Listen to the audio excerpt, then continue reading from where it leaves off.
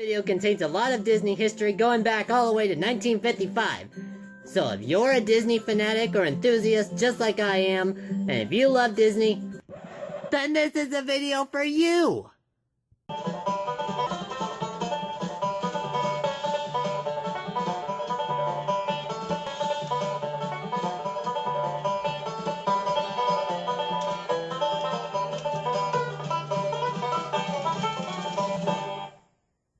Hello everybody, my name is Eric Ramirez 101, and today we are back for another video in Minecraft. And you may notice I'm not in Eric Land. That's right, I'm not in Eric Land today. Where are we, you may ask? We are at Disneyland in Minecraft. Where's the music? Where's the music? Music? There we are! Welcome to Disneyland in Minecraft. Can you believe it? I certainly can't. But we're here at Disneyland, the happiest place on earth in Minecraft. And let's get started. And so everyone just wanted to say hi. How are y'all doing? Everyone, you're going on the internet, so you might as well say hi. And the sun is rising, perfect time. And this is going to be an informational video for you because I'm going to discuss the history of Disneyland and Walt Disney as a person. My hero, Walt Disney. He did so many amazing things to the world, buddy.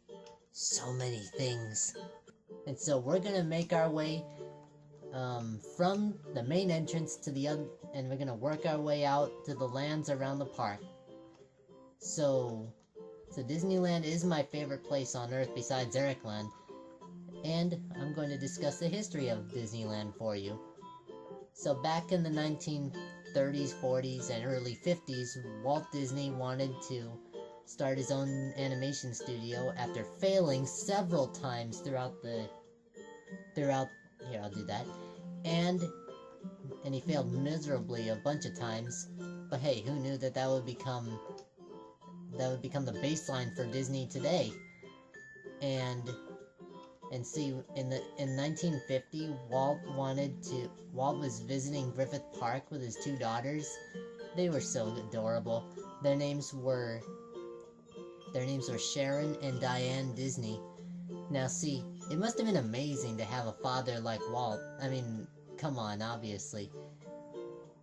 And see, Walt was sitting on a bench, leisurely minding his own business. Let me see if I can find a bench. Oh, there's one.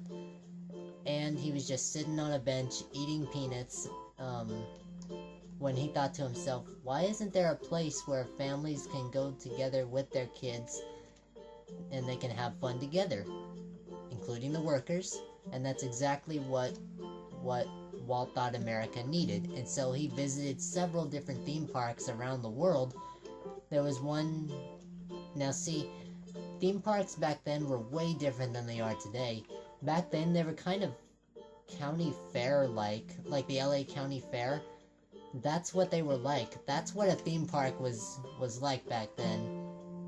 But see, Walt visited this one amusement park in Copenhagen. I don't know where that is. So he visited a little park in Copenhagen called Tivoli, which was also known as the Tivoli Gardens. Now see, Walt was interested in this one park because of the way that it was run. It was clean, there was these little popcorn light thingies on all the buildings and such, and he was really impressed with it.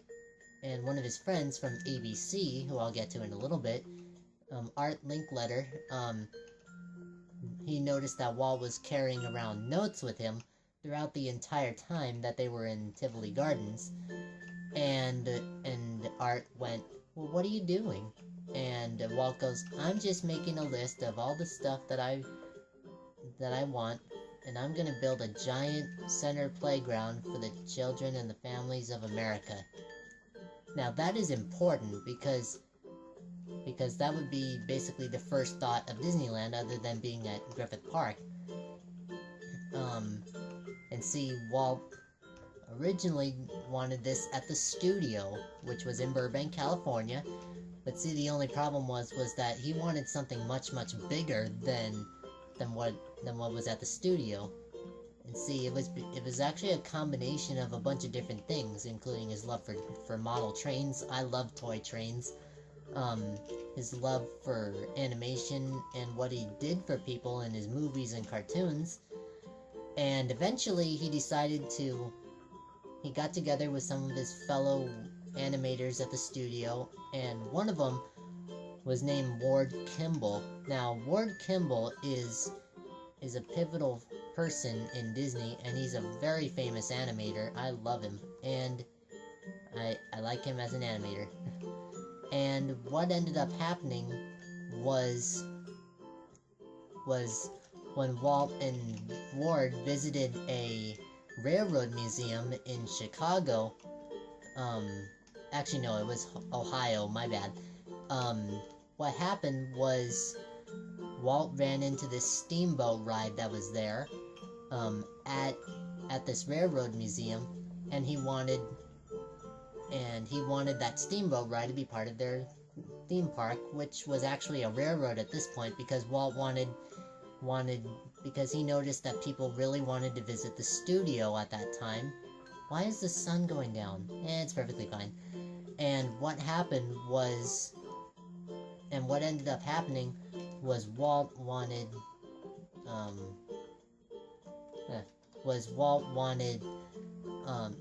noticed that people really wanted to visit the studio, and so Walt thought that maybe having a model railroad there would encourage people to come by and see how Hollywood worked. But see, the area that was at the studio wasn't big enough. It was only 16 acres. Now, if you think about that, that's tiny, and I don't even know how big an acre is, really. How big is an acre? Does anyone know? Come on, everyone, tell me how big an acre is!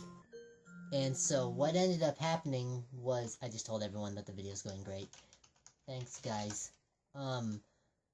What ended up happening was Walt didn't approve of the size of the site that they were going to start out with, and so they ended up looking for land near the studio to build Disneyland. Originally it was called the Mickey Mouse Park, and now I don't understand why it was called the Mickey Mouse Park. I guess it had to do with the popularity of Mickey Mouse at that time. And so what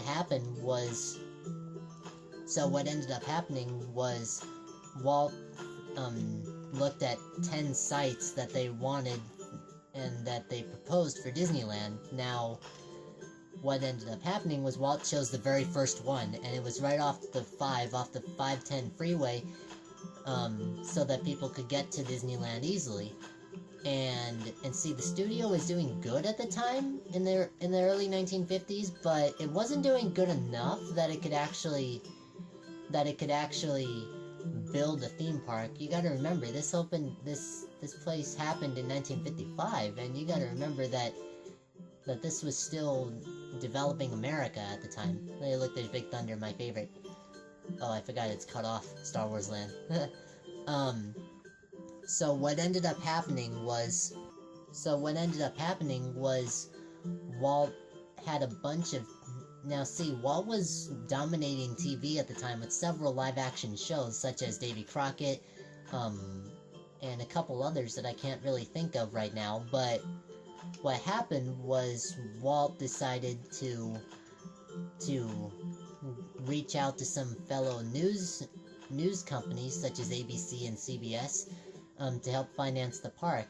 But see, none of them really wanted that, because see, what happened was in 1955, in the early 1950s, TV was coming out, and it was a brand spanking new medium. It was like the space age of that time. And what happened was none of the companies really wanted to host a Disney TV show. Now, here's the weird part, because back then they thought because TV companies back then thought that if you were to watch a TV show for free at home, that would be like giving someone a free admission ticket at the movie theater, or not even selling one. So So Walt really stood out, not only because he wanted to do this big theme park, but also because he wanted to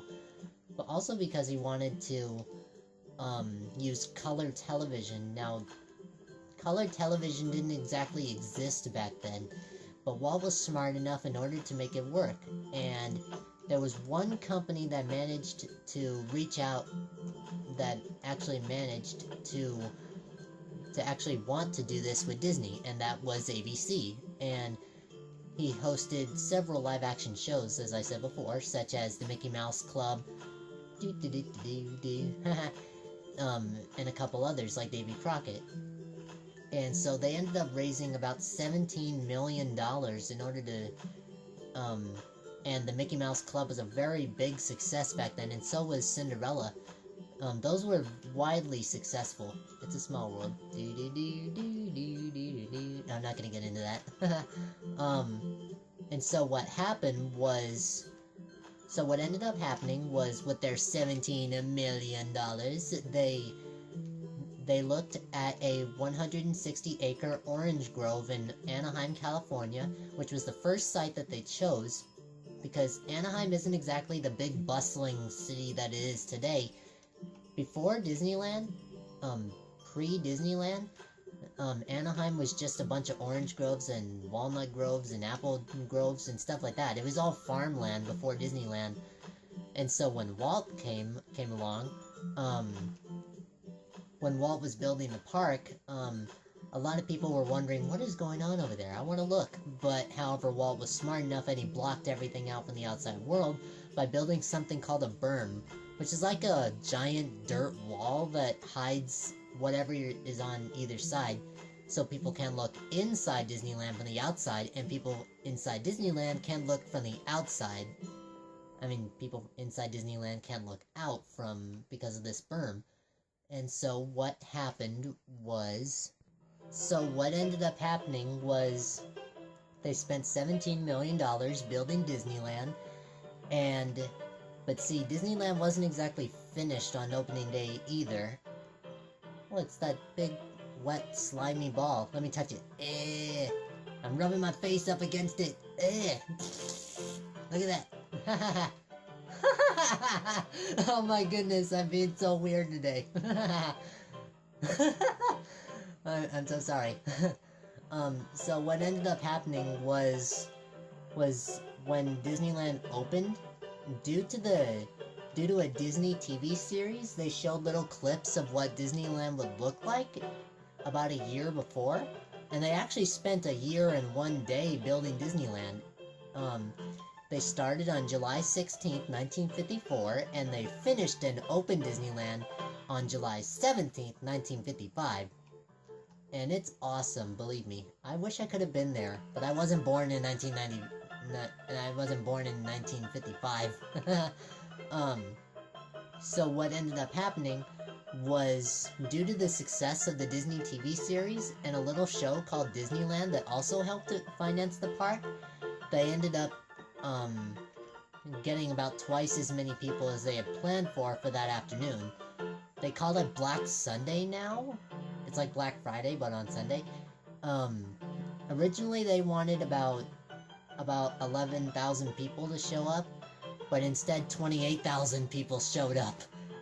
Most of them were waving counterfeit or fake tickets because, well, they really wanted to meet some of the Hollywood personalities that were visiting the park on that day. And that's exactly what ended up happening. About 28,000 people, ended up going into Disneyland, and they weren't even invited. And opening day was like a double-edged sword. It was good on one side, but on the other side it was a complete and utter disaster. There are some reasons why. One is because it was over 100 degrees in the shade. Like, you're standing in the shade and it's blazing hot. It was unusual this time of year. And apparently I'm gonna have to end this I'm gonna have to continue this in another episode. So thank you guys so much for watching this first episode of the History of Disneyland on the MC Park server. If you want to check the server out for yourself, I highly recommend it. Then the links will be down in the description. so that you can visit this map for yourself. I'm not entirely sure if this map is open to you. It is to me, but you'll just have to figure that out on your own. I'm not entirely sure. I'll continue this in another episode. Bye, everybody! Yeah!